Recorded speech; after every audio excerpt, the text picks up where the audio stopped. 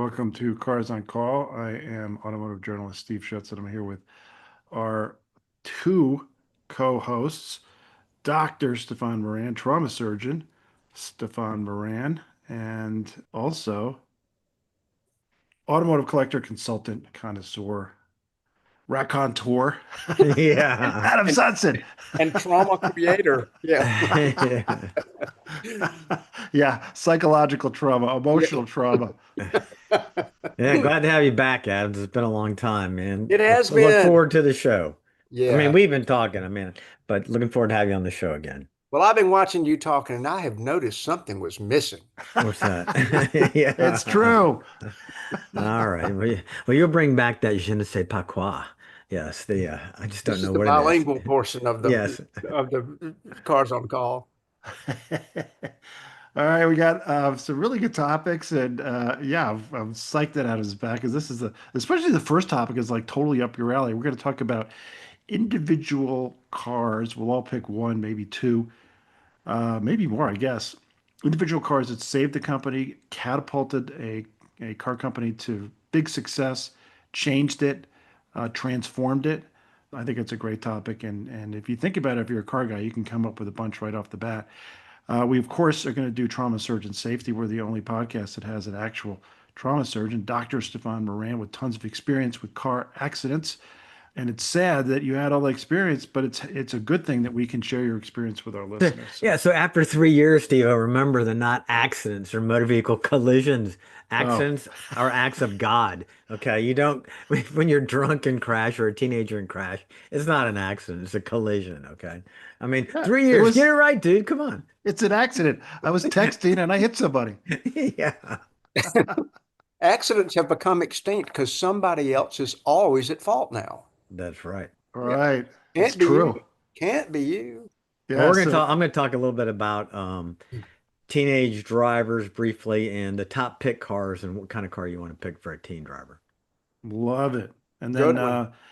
Adams has a car spotting that we're going to talk new Land Cruiser NGX 550. That's the Lexus based on the Land Cruiser. And these are doing pretty well. They're a little controversial, so we'll get into that.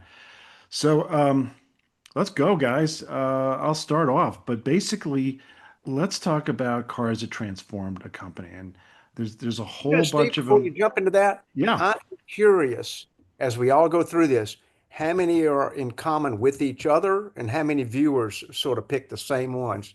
It'll be interesting to see that. Yeah, write a comment if you think of one that we didn't, or if you think we're wrong, or just whatever. So, yeah, it's an interesting topic because you can also say, okay, there's maybe a product that or a car that actually created a new company and it was so great, everyone's like, oh my gosh, this one car changed the industry because it made a company. But mostly it's going to be companies that are kind of chugging along. I mean, this is a competition and you have a lot of players, and some players score a goal and do well, and some players fade. They get injured. Who knows? But it really is like a soccer or football game. And but one player, a new player, can transform your team. You get a Cristiano Ronaldo or someone who's really really top. It can totally transform your team, and you can go from an also ran. Or Think of yeah. the Patriots and Tom Brady. So you can really, really do something. So with that as kind of the setup, and we have not talked about this because we wanted to have this be kind of fresh. But with that as a setup, Adams, since you've been, you're back. Everyone, all of our listeners are like, we got to hear from Adam. So why don't you start us off and go? Well, this will be one that I feel a little bit selfish taking my first pick because I feel like one or both of you probably picked it. Datsun 240Z. I did not pick it. I did not Okay, pick see it. that. Oh my gosh, I and own Steve, one. I know you did, and I would have thought that would have made your pick as well, but that one was one that, it's almost like no one was looking at how obvious the target was, and Datsun at that time, now Nissan, was. We had MGBs and Fiats and Triumphs and Healey's and, little bitty sort of somewhat unreliable, underpowered cars, and then jump way up the ladder, and you had a Porsche 911 where there was this huge gulf in between. And Datsun properly asked the question, what would happen if a really handsome, well screwed together, pretty powerful, nice looking, and this is the most important part, attractively priced car hit the market? And some people say that they took a page out of Jaguar's playbook with the E-Type, but where the E-Type was just impossibly complex, the 240Z was pretty simple in its approach. You know, it had a live rear axle and overhead valve, inline six. Many people say that Datsun took the Mercedes 250, 280 inline six and just scaled it down to 2.4. Who will ever know? But regardless, it was a beautiful design, and they killed in the marketplace. You couldn't go 50 feet without seeing one, seeing somebody who wanted one, seeing somebody who was trying to trade in one, and it was just to me, a landmark car. Absolutely. I love that. To this day, I think it's part of our generation, but I remember when this car came out, the Opel GT was, what year did the Opel GT come out? Uh, 69 is an 1100cc car and then left us in 73. and I it can't believe was, you knew that. yeah, that's why that's the man, his head is full Well, of well, I useless can't car remember anything that happened information last unless week. you're on a podcast. But yeah, so I remember the GT, and that was kind of cool. But when this one came out, it was like, oh my gosh, it's that two-door coupe. The lines were perfect, proportions were perfect, and it was well horsepower. It was light, and it was just a fantastic car. And to this day, I still think it is a timeless design, and it's fantastic. Yep. Well, I agree with all that, but the reason I didn't pick it, even though I had one, and even though I do think of it as a transformational car, I feel like this is a car that I think it did more to transform people's opinions about the Japanese car industry than it did about Datsun. Yeah. And Yeah. before this car, these cars from Japan were tinny, they were cheap, they were tiny, they were boring, they were slow. And all of a sudden, this legitimate car that was could absolutely compete with any sports car on the world stage, it showed up, and everyone's like, "Wow, the Japanese can really make a legitimate car in the sports car area." So everyone kind of thought differently about Japan. Like, okay, if they could make a legitimate sports car, they can probably make everything else legitimate. So I think it transformed the view of the industry. The reason that I stopped there is that in the 10 years that followed, so it came out in 1970, and by 1980, this car had now been it regressed. And we talked about the 280ZX Uh, last week. It oh, it went on the regressed. American diet and Yeah, got fat too and many lethargic. carbs. Yeah. Yeah, and so all of a sudden, it wasn't this it wasn't viewed the same because it got kind of flabby and slowed down and wasn't as pure as it was. And at the same time that happened, Nissan was making they were just about to make the Sentra. They were making like the B210. They were making these cars that were just not impressive. And there's another car that really transformed another company and catapulted it over Nissan. And of course, Datsun was thinking about changing its name to Nissan. So I feel like even though they had a chance to really take the 240Z and use that going to be legitimate in every niche for their sedans, like all these other cars and coupes and everything, I think they blew it and they lost the opportunity. That's why, and of course, Nissan today is way behind Honda and Toyota. Yep. Yep. Yep. Wow, that's a good worldview, and I kind of expected that from you when you always tend to back up about 30,000 feet. And I don't disagree at all with that. I mean, the 240Z really was an inside the park home run for sure. And Nissan Datsun did not really pick up that responsibility to do more with it. Right. Probably Yes. took another page out of Jaguar's book on that one, but they should have left that one in the book. True. All right, Stefan, what do you have? Oh, okay, it's gonna switch to me. I know Adam's had another one. Oh, do another one. Yeah, let's do Adam's. No, Let's go no, around. Let's go person to person, and Okay, that can we way, person. go All person to right, so person? all right, you're all right. I'm the Yeah, person yeah. here. All right, let me. Okay, now I gotta go. I gotta find the pictures I'm looking for. All right, here, just hang with me a moment here. While you're looking for that, Steve-O gave us a cliffhanger in that last little wrap up about Yes. another company that All right, catapulted. here we go. All right, Yeah, so that's going to be my next one. I like it. I'm gonna do a little screen share here. I've got the figure. There we go. Oh, I think I got it. Go While ahead. you're going, All right, Stefan, while you're going, Stefan, I think there we that it's go. worth mentioning that there's a difference between a company coming out with a great car and everyone's like, holy crap, that's a great car, versus a car that transforms where they are in the industry forever. Not for, I Okay. mean, for like basically forever. And Well, I you think I know, may have gotten it right. I've got two of them, so I okay. we'll I see. love that.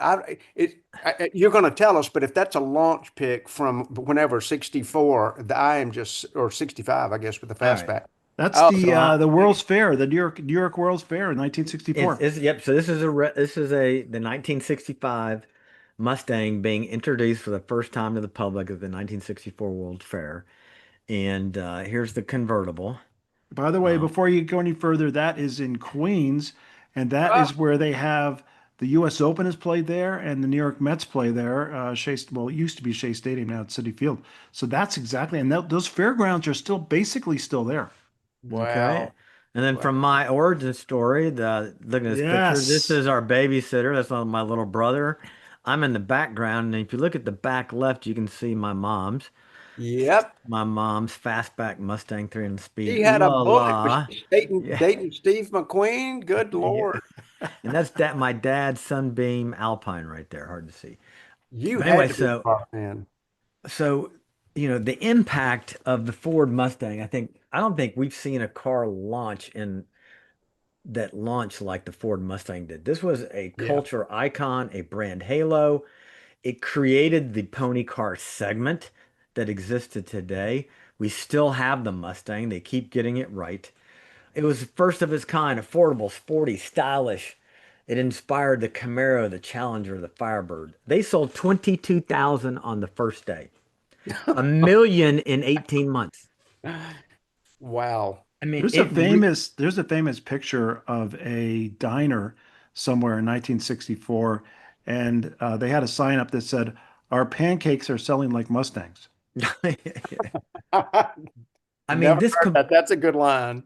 this completely revitalized Ford's image. They went from this conservative utilitarian brand to a youthful performance driven identity, and it became their halo car. And to this day, it still is Ford's halo car. We got the Dark Horse, we got the GTD. It's been in movies, it's been in songs, the Bullet movie, Steve McQueen. I mean, it is a symbol of freedom, rebellion, and especially among baby boomers. Yeah. And it's had longevity, it's got loyalty. Here we are 60 years later, and it has carried the Ford brand and Made put a Ford on a hero out of different Lee map. Iacocca. Absolutely. So that's my pick. And then Nice one. Before there you we go, go. okay, before you go on, I mean, th- demography is destiny, and I don't know why Lee Iacocca had to fight so hard against Henry Ford to get this thing introduced or get it out there. Because let's face it, in 1965, the earliest baby boomers were turning 20, and they had money and they're why not? Why would you not make something for the one of the biggest generations numerically we've ever had? Yes. Why not make them Yeah. cars? Why is that Yeah. controversial? Why was it controversial? Right. That makes total sense. I mean, yeah, think about it. Expendable income for the first time post World War II, boomers, and it was fantastic. But there's a picture of me with my Bullet today. I picked it up in Nashville. Still love that car. Is And it By the then way, next to a your Bentley mom wasn't a convertible? boomer and she had one. Your dad, yeah, come on, everyone wanted one. yeah. Yeah. Are All you right. So, next to a Bentley convertible over there? yeah, I think that is no, or that's a Mercedes, I think. Mercedes. Oh, sorry. I All was right. thinking, Well, looking at the future. Okay, all that's right. All right, so we will then we will roll to the next person, and I'm then gonna go I'll with I sent you a bunch, okay. Stefan, but bring up this is one I think is it's boring, but it's totally Oh, legit. okay. You And said it's the boring. I know which one you're going to talk about. Here we go. Boom. 19 no. Oh, No. no. All No. right. 1984 Honda Civic line. Oh, you just sent me the Yeah, pic. yeah, Yeah, yeah, yeah. yeah. Okay, you just And sent me the this, picture. All right. in 1983, you had Datsun, well, it was now Nissan that switched in 82. Nissan and Toyota were the Japanese companies that were successful. They were the legitimate ones, they were the big ones. And Honda was an also ran because they had this nerdy Civic and they had this new Accord, which wasn't great. And that's really all they had. And then these cars came out. They had a hatchback, they had a CRX, which is a Yeah. sports car, they had a weird looking wagon, but it was a minivan. They had this sedan. Quality was incredible. These cars absolutely blew out of the gates. People wanted them because they were good quality, but looked pretty good. And they Yeah. were versatile. The CRX in particular, enthusiasts really went nuts for this. It was so much fun. And at the same time that Honda had this CRX that was small and nimble and fun, the Nissan was getting bigger. By this time, they had the 300ZX, which was bloated and just uninspiring, just not good. So these cars, all of a sudden, the engineers of CVCC engines, low emissions, good power, good quality, fun to drive, high revving. These CVCC engines combined with these really nice cars that are versatile.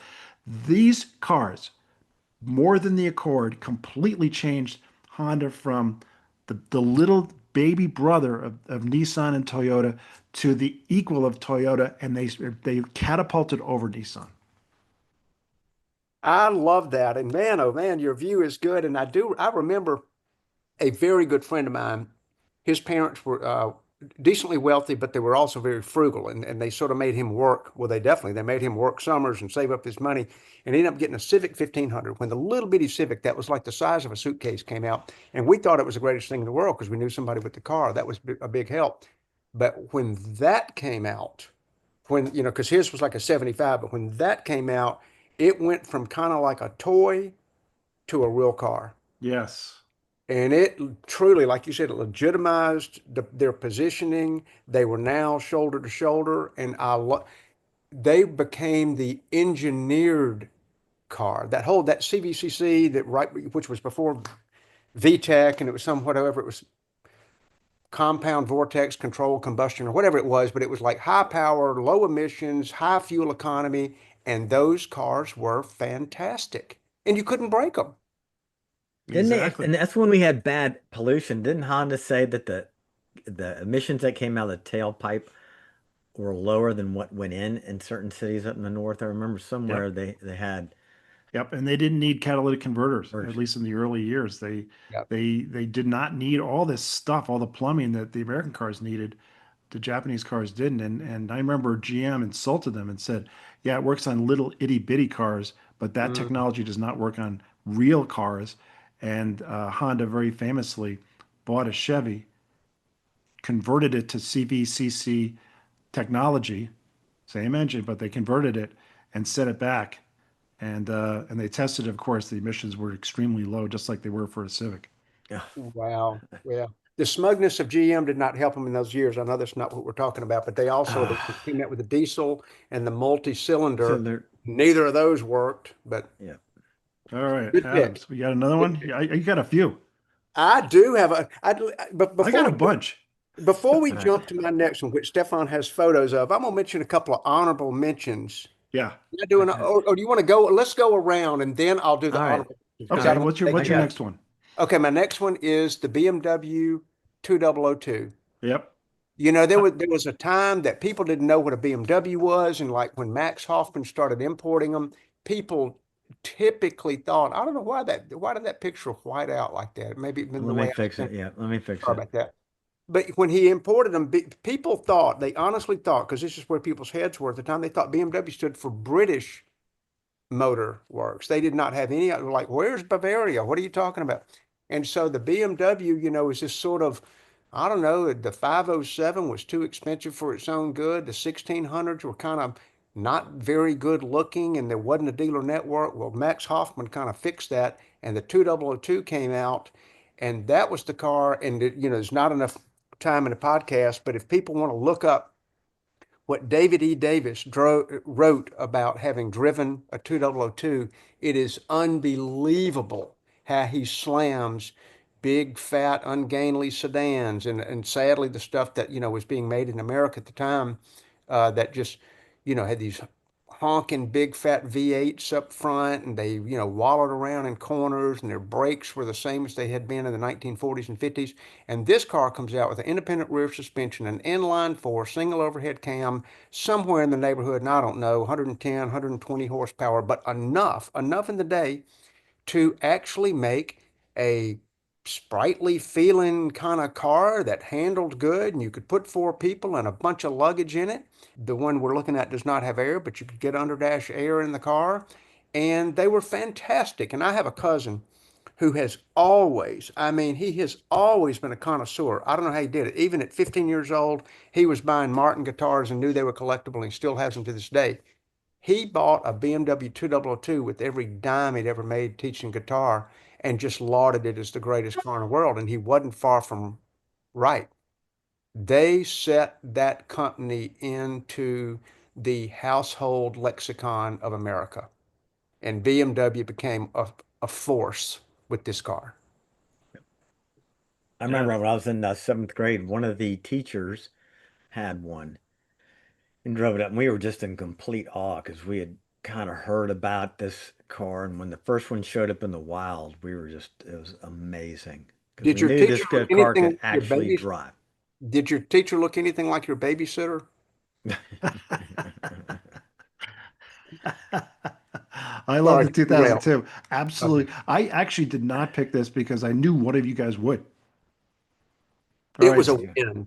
Yeah, it was. I completely, totally agree. All right, Stefan. I don't have pictures from mine, so of course sticking with my Ford theme. The F-150, introduced 1948. The label started in 1975. And the thing you have to realize is the economic backbone and market dominance, what this has been able to do for Ford. Best-selling vehicle since 1981. This thing fills the coffers for Ford, allows them to do the Mach-E, allows them to do the GTD, allows them to explore other areas. It has America's best-selling truck for 40 years and the best-selling for overall vehicle for 30. Right. Crazy. In some years, Ford made more revenue from the F Series than McDonald's or Coca-Cola. Okay. That is what a cash cow this is for Ford. They make way more money on their F-150s than anything else. They're completely dominant, a loyal customer base. They've been innovative with it. They've taken risk with it. They've got the Lightning, they've got the hybrids, they got the power boost. So in terms of, strategic importance for the company, it really is the heart and soul of Ford, the F-150, and they've maintained it. And so I think Ford is where they are today as strong American manufacturer. They make more vehicles in America than General Motors does. And the F-150 and the Mustang have kept Ford in the marketplace, making money. And the thing that I really like is they have stayed true to the value of these two vehicles. I mean, a Mustang is still a Mustang, and the F-150 is the same way. I love it. So, Strong argument. And when you were talking about innovations, I remember Ford got their head handed to them when they went to aluminum panels. They're like, oh, those flimsy things, you can dent it with your hand. They stuck with they it, and stuck, they're yep. right. They're You right. know, and Steve, you might know better than me. Who really introduced was the Ford King Ranch 150 the true first luxury pickup, or did Denali kind of come ahead of that? Who had the first true luxury pickup? They were around the same time, and I don't know. I can tell Okay. you this: the Denali was for the SUV only. So the Denali Okay. trim on the GMC, the Sierra came later. So the Denali trim came in an SUV, and King Ranch. I think it's interesting. I mean, you talk about Ford is great at segmenting it. Whoever you are, whatever you do, there's an F-150 for you. And whether you're super rich or you're barely making it, there's an F-150 for you. And that's on purpose. So Ford has two premium. There's the King Ranch, which is for rural customers, and then Right. there's the Platinum, which is for people kind of suburbs near the city, more urban. and they both cost a lot of money. They're both very profitable, and they sell even the premium part of the F-150 is segmented. Well, I had to do a little chat GPT. I'd never heard of this one. 1955, the Chevrolet Cameo Carrier was considered Yeah. the first Oh, I luxury remember pickup truck. that. I have Me no, too. I was going to say the Cameo and the Apache, but they sold so poorly they shelved them. and then Yeah. they had the Lincoln Blackwood. I remember that. Yeah. But yeah, the picture I got showed up here is avid listener Jim Walter, best friend Jimbo. I've talked about him. His wife had the 300ZX, but his sister bought my black F-150, 150,000 miles, 15-year-old truck for her son Will. And they drove up and picked it up at the lake, and that's my new pickup truck to the right. So another loyal Ford owner in the making. But yeah, I love my F-150 truck. Before we leave the F-150, I think it's a great pick. There was an analyst from Wall Street that said, if, and by the way, you can see my shirt, it's a 1977 Yeah. Hey, F-150. nice. If Ford spun off the F series, which of course includes the Super Duty ones too, the F-350, F-250, if they spun it off, that company would be worth more than Ford is now. Oh, I believe it. Oh, wow. Just because the carrying cost of all the other model extensions. Because of another thing an analyst said. He said you can make a small number of vehicles with a high profit per vehicle, or you can produce a high number of vehicles, so a low number of vehicles with a high profit per vehicle, or you can produce a high number of vehicles with a low profit per vehicle. You can't do both unless you make F-150s. Yeah. Was it every year the number of F-150 sold, you could line them up bumper to bumper and they'd go across the entire country. One every 49 seconds, I think. Good Um, Lord. yeah, It's it's just amazing. All right, we got to kind of wrap this up. all right. I'll just we'll go through the after ends too, and I'll just do this one very quickly. I I'll jump cannot in. believe you guys didn't do this. To I me, it's the most obvious one. The 1980 Audi Quattro Coupe. Oh, Audi wow. was nothing, and they suddenly, no one had four-wheel drive for cars. Four-wheel drive was for trucks like the F-150. And all of a sudden, Audi just said, nope, all-wheel drive is gonna it's gonna be what luxury cars need. All luxury cars should have all-wheel drive, and we're gonna do it to differentiate ourselves because it's great. You want to go skiing, you want to go a little bit off-road, you want to be in the snow. This is what you want. And then to prove it, they went rallying and they blew away everyone in the rally world. So the Audi Quattro, one car, it's a coupe. It came out in 1980. It didn't sell that much, but of course the Audi 5000, the Audi 4000, they got all-wheel drive, and now you can't get a luxury vehicle without all-wheel drive. Hardly. Good luck getting a two-wheel drive a luxury car. This car transformed Audi, and Audi still. This is now 45 years later. Audi is the equal to Lexus, BMW, Mercedes in a way that it wasn't. And back then in 1980, number one seller of luxury cars in the United States by far was Cadillac. Number two by far was Lincoln, and everyone else was way behind. Now, of course, Audi sells a lot more cars than Cadillac and Lincoln. That is a good pick. And yeah, it was obscure to me in certain areas.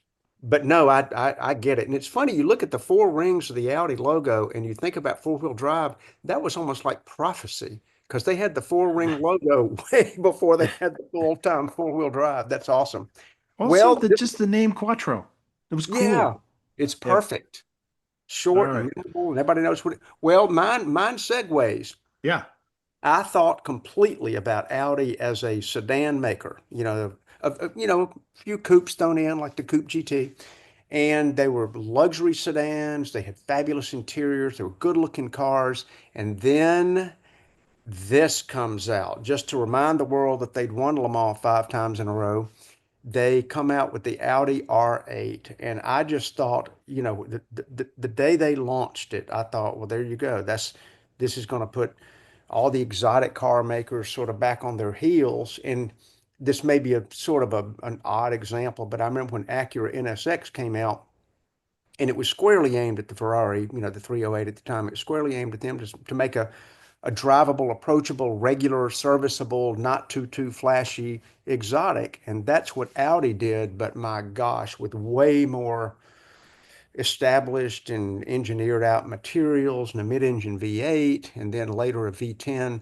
But I feel like the R8 made the world stand up and notice Audi as something other than just a great, competent sedan maker. Yeah, but and then they said, okay, we proved we could do it. We're going to go back to making sedans and SUVs. That's my problem with this. And this is like the Lexus LFA. They said we can do this. It's amazing. And then they said, all right, we're done. We're not going to do it anymore. And in Audi's, Audi of course is in the Volkswagen portfolio, so they didn't want to compete with Porsche. When they made the R8, they didn't own Porsche, so they wanted to compete. So they just said, okay, we proved we can make a 911 competitor. Now we're going to stop doing it. Oh, by the way, we're going to stop racing at Le Mans too. You're right. It did transform what people thought about it, but then they said, okay, now that you know we can do that, forget it, and we're going to go back to SUVs and sedans.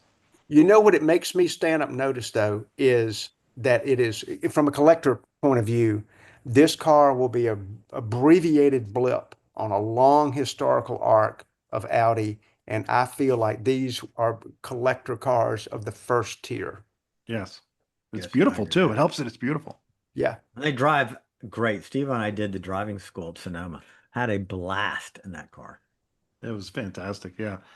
Any other honorable mentions, and then we'll move on. Oh, honorable mentions quickly, the Toyota Corolla, and then I would say the Toyota that yielded the Lexus LS400. I know that's not a car that was like, it was sort of an also ran and then it became super important. But for Toyota to have the genius to launch the LS400, and you already said the Civic, to a certain degree, a Pontiac GTO when it came out, just sort of like jumped out there and created the muscle car segment. And to me, one that I would have said, except you said a car that would, like launch a manufacturer to greatness, this kind of went from an okay maker of esoterica to an approachable car that everybody in America knew what it was almost overnight, the Ferrari 308. Oh, wow. Oh yeah. It was Yeah. so that was my honorable mention. All right, here's my quick honorable mention. The Citroen DS. Yes. At change, Citroen brought their whole hydropneumatic suspension and everything to Imagine Stefan picking a French a car. car. All right, there we go. I thought we'll just quit. All right, now you I wrote that. love it. Tell us Yeah. one great thing about that car and we'll move on. Tell us a great thing about the Citroen. Absolutely the most comfortable car you will ever ride in. It can be a little nauseating in the back, but the hydropneumatic suspension, front rear steering brakes, unbelievable. Yeah. Troy Magny The feet. best ride on, the best ride on the road there is. And one that transformed a company. And I'm going to go to my grave with this one because it may be the best one, in my Okay. opinion, of all of them. 300 SL Mercedes. Oh yeah. Yeah, They yeah. were Oh, Oh yeah, yeah, wow. on their yeah, Yeah. backs, yeah, on their yeah. backs after the war, and they came out with this, Man. and they all of a sudden went from they're Yep. bombed out and they're dead to we're back and we're great. Yep. Yep. And they had to overcome a tiny bit of branding that their country had left them with. Yes. Tiny bit. But Yes. Lord, what a Okay. starship. Can you imagine 1955 seeing that? That is That like thing. alien Oh yeah. Yeah. supergirl. It to me that was the ultimate in this type of car. All right, let's go. Trauma surgeon safety. We're the only podcast that has a trauma surgeon, and he's awesome. All right, so let me get my Dr. Moran. All right, so those of you that have had teenage drivers or have teen drivers or have brothers or sisters or who have teen drivers, you have every right to be anxious. Teen drivers are 3 times as likely as drivers 20 and older to die in a crash. And why do teenagers, well, we know why teenage boys crash, but teenagers in general, it's immaturity and inexperience behind the wheel make for a dangerous combination. Then I would add into that today's societal distractions with everybody wants a hit of dopamine from their TikTok, Facebook, Instagram, like me, like me, like me, emoji content all day long. So when you're picking a vehicle for a teenager, you need to think about a few critical items. One thing is you don't want anything too small. Okay, then it's the old mass, kinetic energy equals 1/2 mv squared. So it's the mass. Bigger does better. And you don't want too old because if you get too old a vehicle, you're going to be missing out a lot on the key safety features of vehicles. And no matter what the kid promises you, okay, I swear I won't speed. I swear, keep them away from anything too fast. And Steve-O, you remember when you lived in the hill country in San Antonio? I came down to visit you for one of the GI conferences, and we're standing in the street talking. A high school boy pulls up in a brand new red Dodge Viper to pick up his date. Okay. Now, first of all, as a father of daughters, there's no way in hell Right. my daughter would ever get in a car by a teenage boy driving a Viper. And I would never let my teenage son go out in the Viper with his girlfriend on a Friday, Saturday night. I mean, that's just asking, that's just asking for injury, fatality, collision, crash. And no, Steve-O, that would not be an accident. Okay. I So, agree. so we talked about the key point. Remember, they're easily distracted. They lack experience. They have trouble recognizing hazards and staying in control because they don't have the years of driving behind the wheel. They don't always recognize something that your brain tells you there's something wrong with the situation. They may have never seen it, so they don't have the experience. They lose focus, and they're less likely to lower their speed for rain, poor visibility, because they just don't have the judgment. Even following distance, gaps for turning the car, all these things are that just they're beginner drivers. They're going to make mistakes, okay? They don't have the experience that we have. So as part of that, you want to make sure that the car has features that will be the nanny for them, okay? All these electronic nannies that some of us don't like, some do, but in teenagers, they're very important. And really the biggest one, the automatic emergency braking, so preventing rear-end collisions. I rear-ended somebody within 3 months of getting my license. I made that mistake.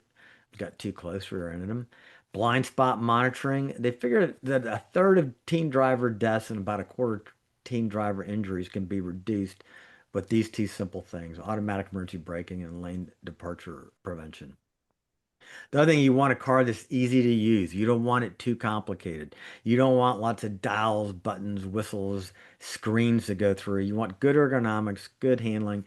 And the other thing you want is, think about it, since they're not as good a driver, when they do get into a bad situation, they will probably overreact, overcorrect, put the car in an unstable position. So you want lower center of gravity in a vehicle. And the easiest way to do that is you have the option of all-wheel drive versus two-wheel drive. Go with all-wheel drive because that adds weight to the car, which is beneficial, and also adds weight the lower side of the car, which lowers the center of gravity, makes it more stable. Basically, get all the ADAS, advanced driver system systems that you can afford. So you want to start nothing older than 2012 because that was the first year that electronic stability control was mandated.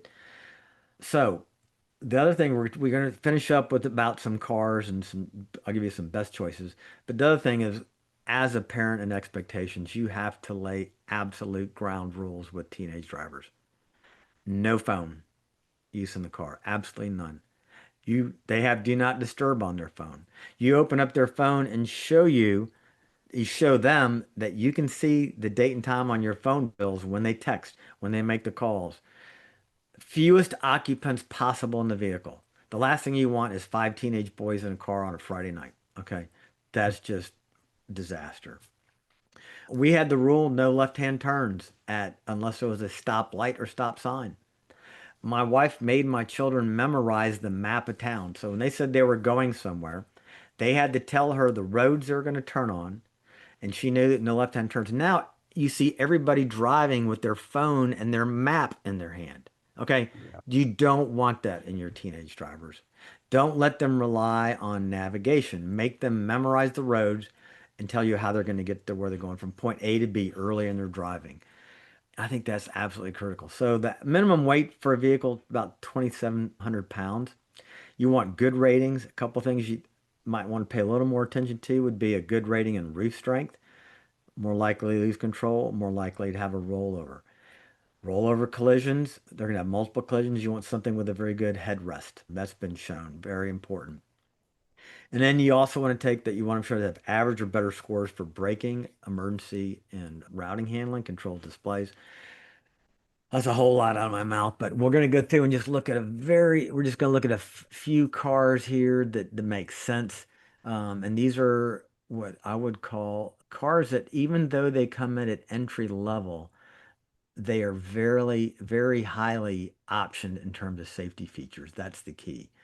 So what we have here, top of the list, Toyota Corolla sedan, Honda Insight, Mazda 3 hatchback, Toyota Mazda.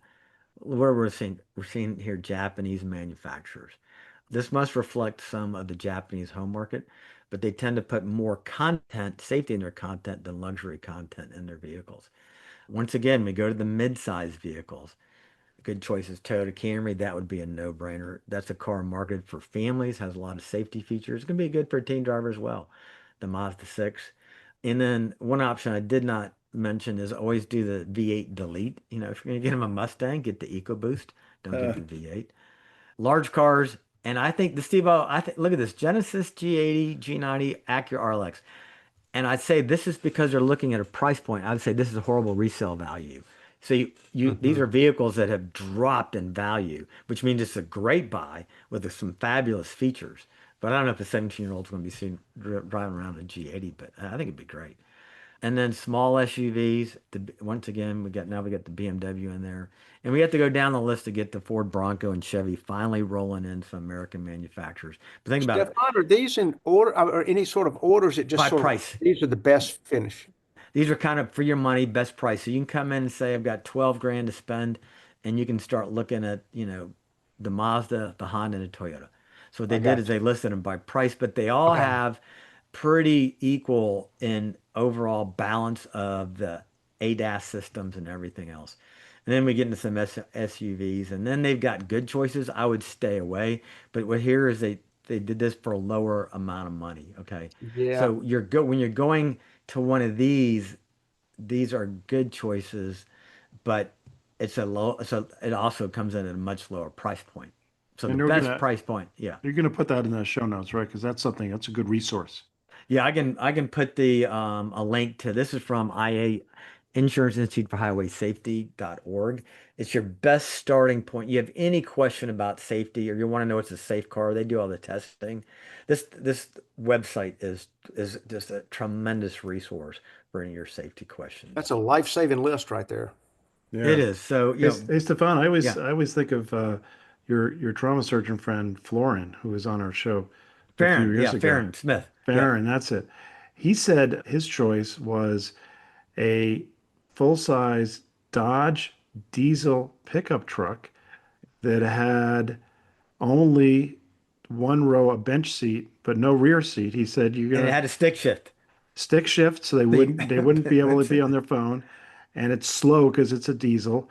And he said the best thing is, he's going to be safe when he's driving, but when the car is not in motion, they're not in the back seat learning about reproduction. So he said the safety all around, and I thought that was great. Yeah. Yep. That was now unfortunately it doesn't have safety features, but you're right. From basically if you're going to give your kid a tank, they're going to come out ahead and no matter the collision, they're going to come Yeah. out ahead. But so Thanks, man. That was great. All right, we got car spotting. Adams. Car spotting. My spotting this time is like unspotting. I used to have a Porsche 993 behind me here. okay. All right. We no longer have that. So that was a car, Steve, you were curious about how that sort of transpired. That was a car that I had wanted, and I still think they're great cars, but I had wanted, and it is sort of like the circumstances changed, and there it is. There's a Polar Silver 1996 993 C2, and you'll think, no, that's an S, and it is not. It's got the S front end, so you can tell it doesn't have the side sills, so it's not a true quote S. But a lot of people put the turbo front end or the S front end, which I think look good on the car. Anyway, I had that car, and it was interesting that the selling process of it that I won't really elaborate on too much, other than to say, in case it's been a secret to anyone out there, the 993s are hot as a pistol, and it's unbelievable.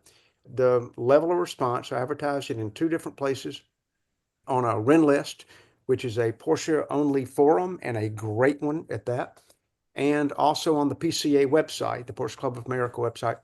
And you'd almost think, at least my more recent history would say, the PCA site people already own a Porsche, so they're not looking. Well, obviously that's changed because by far my biggest response was from the PCA site. And the reason I advertise in those two places to begin with, and I don't put it on cars.com or Car Gurus or Carfax or Auto Trader, the reason I don't do that is because this is going to sound like what it truly is. I'm lazy. I would rather not have to educate somebody on what it is, and I not have to lead them through what questions to ask or whatever. So the enthusiast sites, they already know that. I will write at least a 100 to 200 word ad and show enough pictures kind of revealing the things that they would ask about. And so the PCA site produced more leads. The Rentlist site produced maybe half or even a third as many. And what happened, I thought was kind of interesting, is that I had three cash offers in about 3 days, meaning I probably underpriced it. But, I worked with a guy a long time ago who said you can price a car two ways. You can price it to keep it or you can price it to sell it. Oh, Yeah, And I like that. I priced it to sell it, in a car that lingers on the market, like a house that lingers on the market. You think, something must be wrong with it. That's kind of like the natural tendency. So I don't do that. And Marsha always says that, my wife says I'm underpriced things, but I just kind of want to be done once the decision's made. So the winner, actually, this car, because there were multiple offers, all of them at full sticker. One was a dealer, and he was super nice. And if he's listening to this, know that you were an incredible gentleman, having dealt with some who weren't. He was extremely nice and just said, "Look, man," he said, "I'm based on your description of the photos. I'll take this car and I'll do very little to it, and mark it up 8 grand," which was honest to him to say. But the lady, actually, she had an agent, but the lady who got it was one of these stories that when you hear it, you can't say no. Her home was in the Pacific Palisades. oh, And if you remember Wow. around January, basically New Year's of this year, fires raced down the mountain and burned hundreds and hundreds of homes, hers being one of them. And not only did she lose her home, which I saw some before pictures, but she lost her mother's prized antiques. Her mother had been a longtime collector, lots of paintings, pianos, you name it. But the thing that she said most put a hole in her heart, and this is when you know she's a car person, was her 993 burned to the ground. oh, And damn. so when I heard this, and it was not trying to manipulate me at all, I mean, it's a true story, and she was very sad and she got a little emotional even talking about it. I thought, well, this is the one. So she now owns that car and she's super happy and, delighted to have it. But some of these pictures and stuff, I guess, was a little bit before and after. I don't think we have a whole lot of time on that, but, y'all, we can click through the pictures and that's my car spotting. The 993 is a jewel in the marketplace now, and people really enjoy chasing them, collecting them, fixing them, playing with them, driving them, all that stuff. I I'm think that back. car at the time, it looked kind of almost futuristic. It's weird. It looked like futuristic for a 911 and then maybe anachronistic for a car, for a sports car, because it's still the rear Man, engine. It well was said. air cooled. But in retrospect, at the time, people were like, okay, it's a new 911. It looks nice. I don't know. But now the 911's moved on so far. I think that this car is now revered. It was like this, they got it everything just right.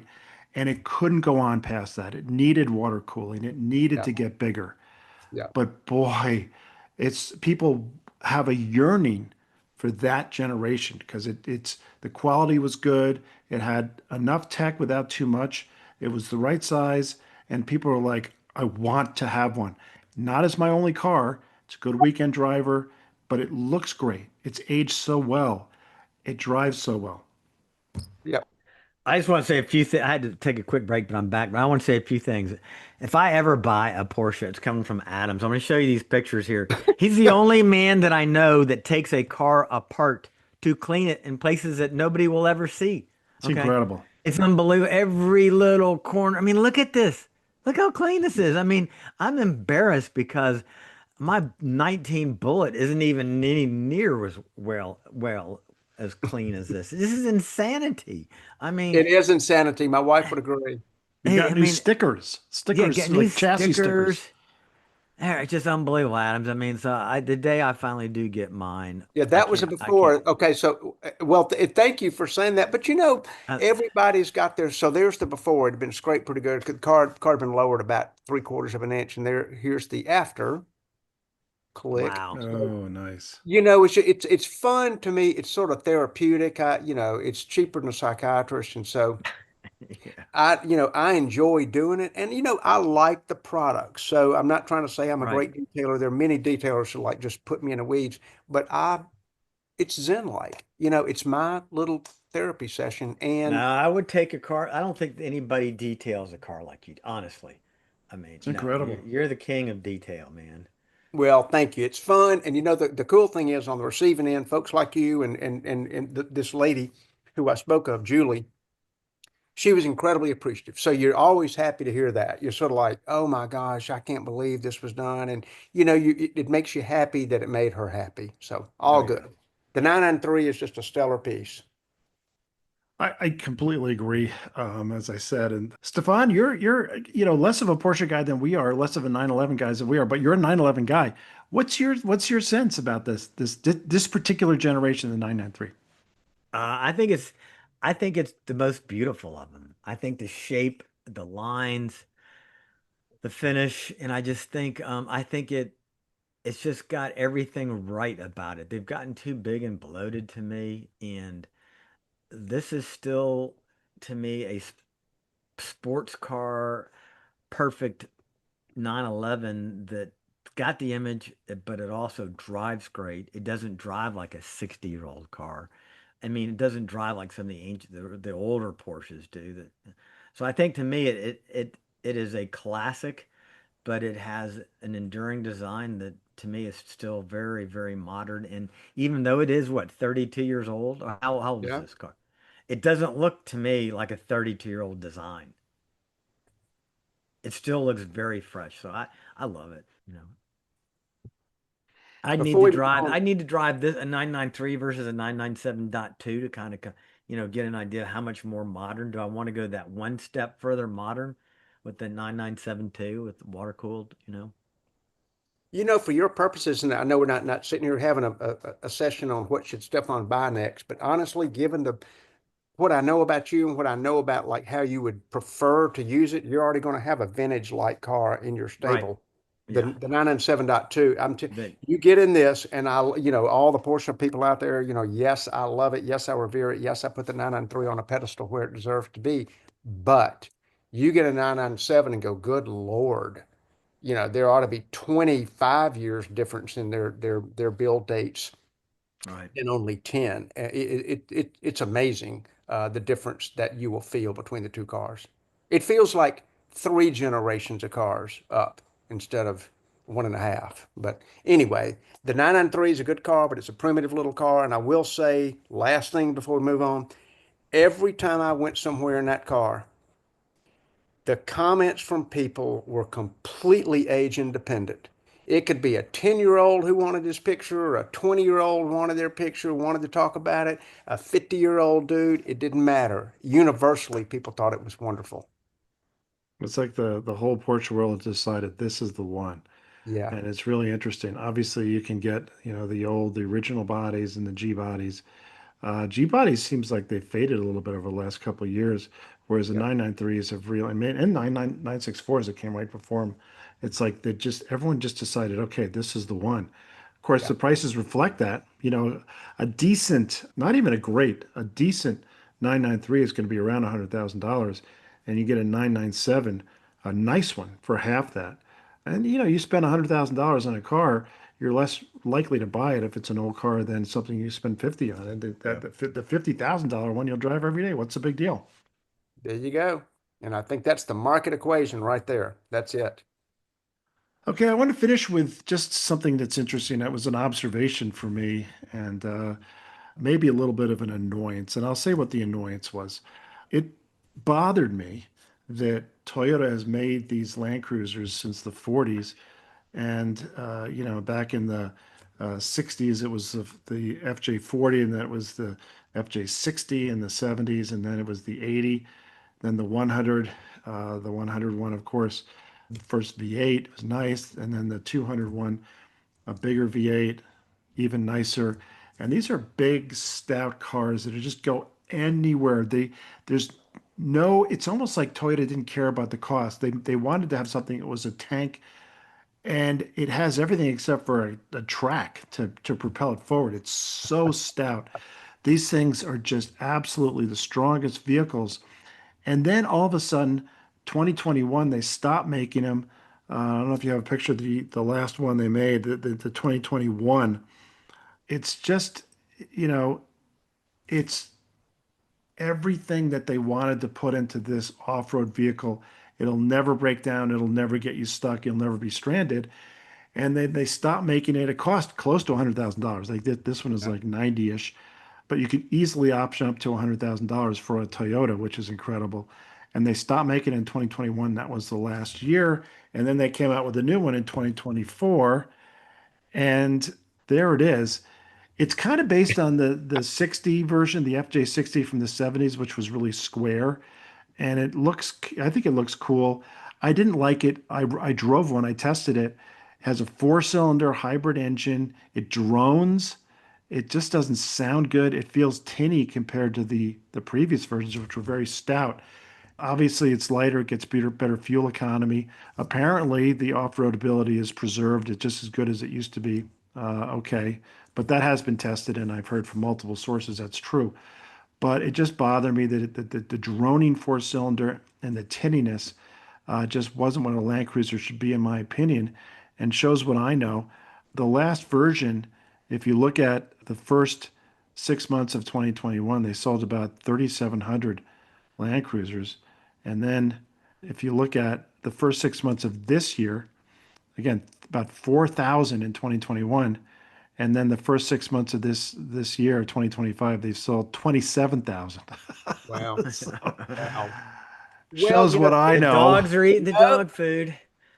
I'm not going to say that's what you know. I think it punctuates what you know. Well, first of all, you said that the sticker price was 100 grand on the other one, and the sticker price on the new one is what, mid But 50s. yeah, it starts at like 56, goes up to 70. So even Yeah, the most expensive one is a lot cheaper than the old one. a lot cheaper, but let's be fair. We've said wonderful things about Toyota during this whole podcast, but it's not the same car. It is a downgraded car. It's mildly emasculated. It has gone from a big honking V8 to this four-cylinder. Yeah, I get it. It's hybrid and it's got good power and stuff like that. But it's a smaller car.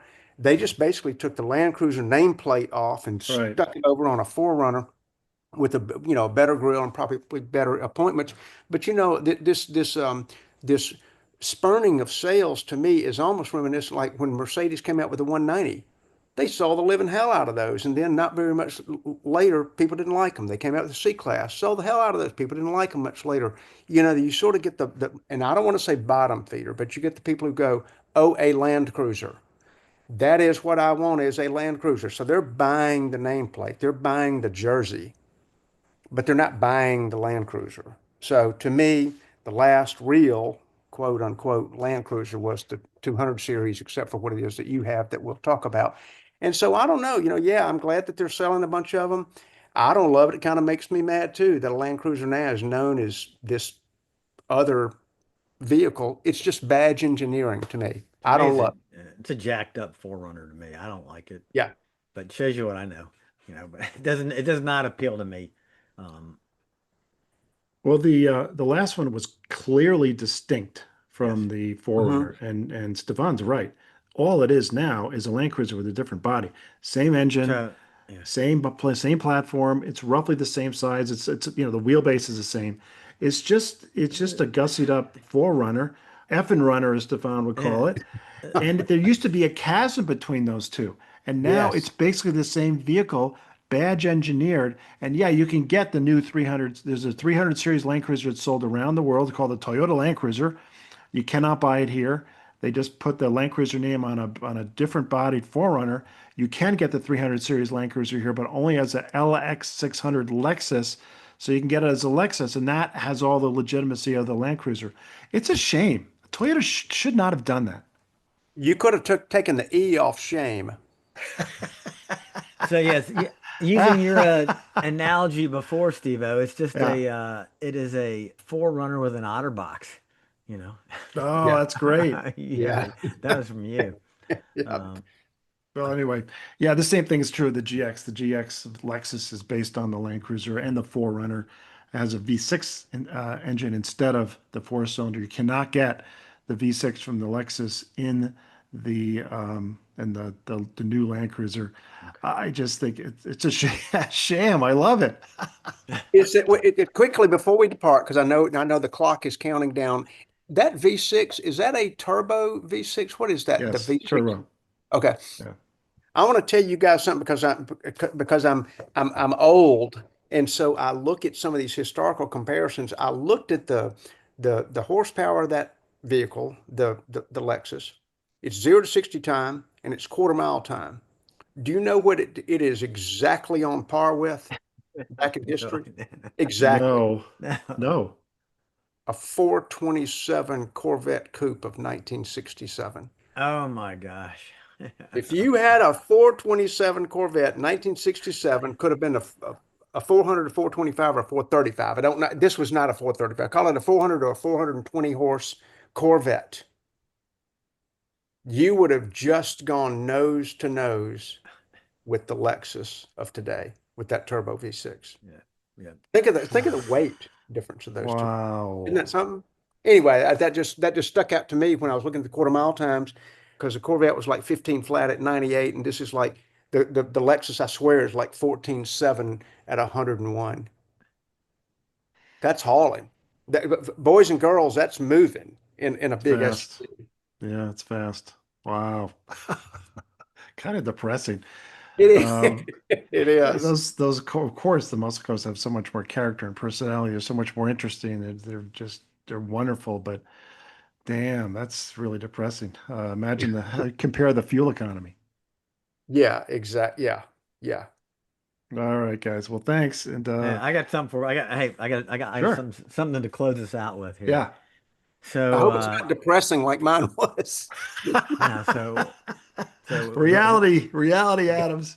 we lost one of the world's greatest rock and rollers, Ozzy Osbourne, Yep. and one of my very, very favorite. I love Martin Brundle when he does the walk in Formula One. So for those of you who don't watch Formula One, there's an old driver by the name of Martin Brundle who's a pundit. He talks on the races, sportscaster, but he always tries to catch different celebrities and stuff on the grid. And this is when he caught Ozzy Osbourne on the grid, and I really hope this plays. And I think I clicked all the right buttons. I can't wait to see this. This is going to be fun. Let me click share. Here we go. Hey, Ozzy, British TV, good to see you. Good to see you here. Sharon had some good news this week, I hear. Yeah, I'm currently writing a musical about the life and times of Rasputin, the Mad Monk, and we just got allowing it to go on Broadway. All right, I'll try and think of a question for that answer. Did you bring the dogs with you? Now they're all at home shitting. Excellent, thank you very much. I think we'll move on. Now, what else can... No, they're shitting. I mean, oh god. I mean, Martin Brundle's so quick on his feet. I can't think of a question for that answer. That was awesome. So, rest in peace, Ozzy. Yeah, rest in peace. I did not catch one word he said, but I'm sure it's heartfelt. So, The dogs are shitting is all I heard. all right, guys. Well, I got to get ready for supper club, man. It was All right. awesome. Fun times. All right, we'll talk Thanks. to you. Welcome back, Adams. Hey, right, man. welcome Thank back. y'all. Appreciate you having me. Bye bye.